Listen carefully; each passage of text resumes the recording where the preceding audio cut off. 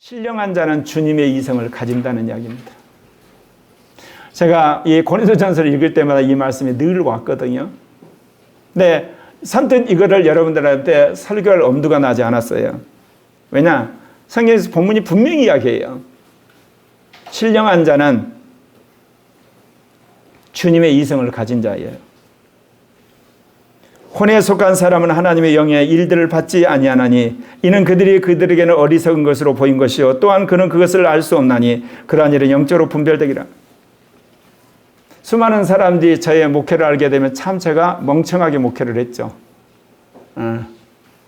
저번에 왔다가 우리 교회를 떠난 부부가 그런 이야기를 해요. 아니 목회 20년에 교인들 30명밖에 안 돼요. 뭐 하셨어요? 내 면전에서 나를 면박사를 주더라고. 목회 실패를 하셨군요. 그러더라고. 제가 그랬어요. 영적으로 사는 사람을 어찌 알리? 목회 열심히 하면 예배당 크게 늘리고 사람들 많고 헌금 많고 파이프 오르간 갖다 놓고 그리고 예를 들면 매스컴 타고 그게 목회 성공이라고 생각해요. 하나님이 원하신 건 뭐예요? 우리가 신령한 삶을 사는 데 목적이에요. 그런 사람들 중에 흔히들 말하는 교회, 큰 교회 하는 사람도 있지만 작은 교회 하는 사람도 있고 외국에 선교사를 간 사람도 있고 신학교 교수를 한 사람도 있겠죠. 그런데 한 가지 뭐냐? 그런 사람들은 주위 사람들로부터 멍청하다는 비난을 받는다는 사실입니다. 왜 이렇게 우둔하게 살고 미련하게 살고 고집스럽게 사냐? 왜냐? 기존에 이게 육신적인 목회자들처럼 세상적인 목회자들은 안 사니까. 그러나 분명히 주님이 뭐라고 이야기해요? 그들은 그러한 영적인 일을 알 수가 없는 겁니다. 사랑하는 형제 자매 여러분, 영으로 살아가는 삶의 비밀을 아십니까? 자신은 모든 것을 판단하지만 그 어떤 사람을 또 판단을 받지 않아요. 그거 어떻게 하느냐? 성령이 도장을 찍으시는 거예요. 그것이 주관적인 게 아니라 삶 속에 성령과 더불어 살아가면서 성령이 함께하는 증거가 있는데도 불구하고 주님께서 그걸 확증을 시켜주는 거예요. 주관적인 착각이 아니에요. 여러분 신령한 자가 가장 이성적인 걸 아십니까? 신령한 자가 가장 여러분 양심적인 거예요. 신령한 자가 가장 마음이 깨끗한 자가 되는 거예요. 신령한 자가 가장 믿음이 충만한 자고 신령한 자가 가장 능력이 있는 거예요. 그런데도 불구하고 주위 사람들은 뭐냐? 미련하다고 그런 거예요. 멍청하다고 그래요. 그리고 그런 영의 깊은 세계를 알지 못하기 때문에 오해하는 것입니다. 세상 사람들 혼에 속해 있기 때문에 혼이 아는 영역 안에서만 모든 것을 판단하고 그걸 주장하죠. 제가 늘 그런 이야기 하죠. 한국은 21세기 이 동부아시아는 물론이고 아시아 세계 선교하는 나라로 부르셨다고. 앞으로 엎어져도 코가 안 깨진다고. 왜냐하면 하나님이 이 나라를 붙들고 계시는 거예요. 비록 육신적인 크리스찬들이 많지만 그래도 주를 향해서 살려고 하는 거룩한 크리스찬들이 밤낮 기도하고 주를 위해서 열심히 분투하는데 이 나라 망하게 하겠습니까? 제가 요즘 돌아가는 정세를 보면서 참 하나님 놀랍다 그랬어요. 주사파는 정광훈 목사를 중심으로 애국 우파가 때려잡고 동성애 독재 세력은 기론병 교수를 중심으로 한 진평령의 그야말로 수많은 목회자들과 성도들이 다 때려잡고 정교조와 민노총은 윤석열 내각이 때려잡는구나. 그래서 이 나라의 네오막시즘 세력을 분쇄해서 정말 어떤 의미에서 민주 공산주의를 극복한 최초의 나라가 되어서 민족의 복음 통일을 이루게 하시는구나. 제가 그거 봐요. 세력이 다르니까 싸운 세력도 다 대응 세력이 다른 거야.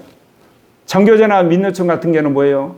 국가 공권력을 가진 권력만이 불법과 그리고 부당행위 집어넣어서 감옥에 져야지 저 없어지지 않습니까? 일본의 좌경화된 노조가 그래서 없어졌어요. 불법 행위하는 쪽쪽 전부 민사재판 걸어서 몇십억씩 손해배상하니까 없어졌어요. 저 보세요. 앞으로 한 1년 되고 나면 몇십억씩 손해배상해가지고 노예에 와야 됩니다. 왜? 지금까지 불법으로 했거든요. 그 부정방법을 했고 그리고 동성애 독재 세력은 한국의 대다수 복음적인 목회자들과 교인들이 일어나가지고 계속해서 시위하고 싸우고 그래서 차별금지법 통과 못 시키고 학생 인권제를 폐지하게 만들고 강화문에서 계속해서 정광훈 목사하고 애국 우파들이 주사파들 그 비리들과 행태들 계속해서 국민 계몽하고 하나님이 기적같이 이 나라를 이끌어가고 계시고 하나님의 영이 그래도 한국교회를 깨우고 있어요. 그러나 아까 말씀드린 것처럼 국민 공통적으로 짓는 공모가 있어요. 부동산 투기, 그 다음에 사교육, 그 다음에 비혼 문화. 이것은 아직도 국민이 깨닫지 못하고 있는 우리의 과서예요. 이걸 어떻게든 깨우쳐서 하나님이 기뻐하시는 나라, 정말 복음적인 교회로 바꿔야 될 줄 믿습니다. 그는 진리의 영이라 세상은 등이 그를 받지 못하나니 이는 그를 보지도 못하고 알지도 못함이라. 그러나 너희는 그를 아나니 그는 너희와 함께 거하시며 또 너희 속에 계심이라. 사랑하는 형제 자매 여러분, 항상 아침에 일어날 때마다 그 모든 것보다 영을 우선시하고 그 모든 것보다 성경의 말씀대로 살고 그 모든 것보다 나는 하나님의 영광을 위해 살겠다는 다짐을 하는 여러분 되시기를 바랍니다. 그럴 때 여러분들의 삶은 참으로 놀랍고 그리고 파워풀하고 정말 아름다운 삶이 될 것입니다. 왜 그러냐면 늦은 비 성령 시대 그러한 그리스도인과 그런 하나님의 사람들을 통해서 복음화를 시키는 겁니다. 이틀 전에 대법원에서 그 판결이 났어요. 우리가 군대에 가게 되면 국군 전력을 강화시키기 위해서 종교는 하나씩 가지라 그래가지고 천주교로 갈래, 개신교로 갈래, 그 다음 불교로 갈래, 원불교로 가래. 그래서 내기 하나 통해서 특히 훈련소 같은 경우는 집단 집합해가지고 가거든요. 그것이 위헌 판결이 났어요. 무신론자들이 강요하지 말라는 거죠. 마지막 남은 권력을 통한 선교 방식이 이제 다 끝장났어요. 그 어떤 곳에서 이제는 권력이나 금력 가지고 전도하는 시대 끝났어요. 그럼 어떻게 하나요? 탁월한 그리스도인들이 각 분야에 나와야 돼요. 그러면 사람들이 흠모해서 따라와요. 그럴 때 자연스럽게 복음화가 되는 거예요. 그러면 탁월한 그리스도인 되는 비결이 뭐나요? 우리가 성령 충만하고 영을 따라 사셔야 돼요. 성경의 말씀으로 자기를 쳐서 복종시켜야 되고 그 위에는 길이 없는 거예요. 그래서 하나님께서 고리학교에 뭐라고 그래요? 우리는 그런다고 그랬죠. 우리는 전도제 안 나눠주고 우리는 흔히 말하는 커피 안 나눠주고 우리는 카카오 복만 않고 우리는 그런 거 안 한다. 오직 성령을 통해서 이 시대에 탁월한 그리스도인이 되고 그런 사람을 배출함으로 이 시대를 복음할 것이나 그 전략대로 지금까지 온 거예요. 이제 고리학교의 전도 방식이 선교 전략이 영적인 훈련 방식이 빛을 발할 때가 왔어요. 이제 여러분들 영을 따라 살아가고 성경 말씀을 실천하는데 인생 거시기를 바랍니다. 고린도전서 2장 16절에 누가 주의 이성을 알아서 주를 가르치겠느냐 그러나 우리가 그리스도의 이성을 가졌느라. 신령한 자는 모든 걸 판단하지만 누구에게든지 판단을 받지 않아요. 사도 바울이 그렇게 살면서 오늘 그 이야기를 하는 거예요. 지금 추상적인 어떤 명제를 던져놓고 그렇게 살라고 우리의 양심과 우리의 어떤 이성을 끊임없이 들볶기 위해서 하는 게 아니에요. 사도 바울이 살면서 이야기한 거예요. 신령한 자는 모든 걸 판단한다. 그러나 누구로부터 판단받지 않는다. 그러면서 우리는 주의 이성을 가진 자다. 이 땅에 오신 예수 그리스도의 이성을 가진 자예요. 그런 자를 세상에 감당을 하겠습니까? 감당할 수가 없는 거예요. 제가 계속해서 물리학을 연구하고 이제 이게 정책을 연구하고 경제학을 연구하고 교육학을 연구한 이유가 무엇인지 아십니까? 목사는 천국만 파는 목사가 아니라는 것. 물론 천국을 가는 복음을 전해야 되지만 이 세상을 변혁하는 창조의 영을 가진 자가 목사고 구속의 영을 가진 자가 목사고 영생의 영을 가진 자가 목사란 것. 곧 창조와 구속과 영생의 복음을 전하고 말씀을 전하는 자가 목사라는 걸 알려주기 위해서 내가 모델이 되기 위해서 그를 갖고 노력을 하는 거예요. 제가 어떤 때 그 노력하다가 한심한 생각이 들 때도 있어요. 세상에도 하지 않는 짓을 왜 내가 이거 할 건가? 이게 과연 내가 왜 해야 되느냐? 그럴 때 성령이 그래. 너가 이걸 개척을 해야만 지금 오늘날 예수 그리스도의 복음이 예배당으로 전부 다 쫓겨가가지고 종교 집단이 되어버린 시대에 기독교는 종교가 아니고 기독교는 진리라는 거. 기독교는 종교가 아니고 생명이라는 거. 기독교는 그야말로 종교 집단이 하고 기독교는 이 땅에 빛이라는 걸 증거하는 거. 그래서 예배당은 사라질지라도 수많은 기독교회가 정치 현장에, 관공서 안에, 대학 안에, 캠퍼스 안에, 그리고 교육 현장 안에, 그 다음에 회사 안에, 공장 안에, 농장 안에, 그 다음에 선상 안에 사람이 있는 곳에는 교회가 세워지는 누룩처럼 일어나는 새로운 패러다임이 필요하다 이거예요. 그랬을 때 우리가 어떻게 해서 그런 일을 가능하게 하겠어요? 성경과 성령 외에는 이렇게 할 방법이 없습니다. 네.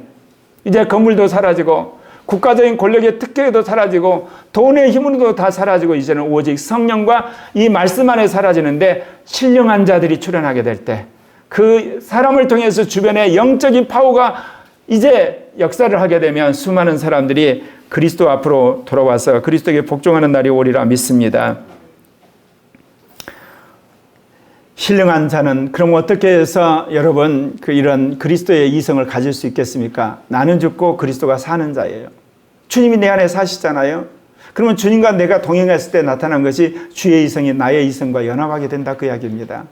우리는 나는 죽고 주님 산다는 것이 그 실체가 뭔지를 잘 몰라요. 주님이 나는 죽고 주님 사는 참 좋겠는데 사신 것 같은데 첫째 우리 안에 계신 주님이 말씀을 하세요. 영을 통해서 주님이 말씀을 하시는 거예요. 또 하나가 주의 이성이 나의 이성이 되어서 사물을 판단할 때 탁월한 판단을 하게 되는 겁니다. 그러므로 이 세상에 있는 정치나 경제나 사회나 문화나 과학 모든 부분에 있어서 신령한 자가 앞서갈 수밖에 없다 그 이야기입니다. 우리는 신령한 자 그러면 교회에서 예언을 하고 흔히들만 병 고치고 능력을 행하고 그다음 환상 보고 그것만 신령하다고 생각하는 거예요.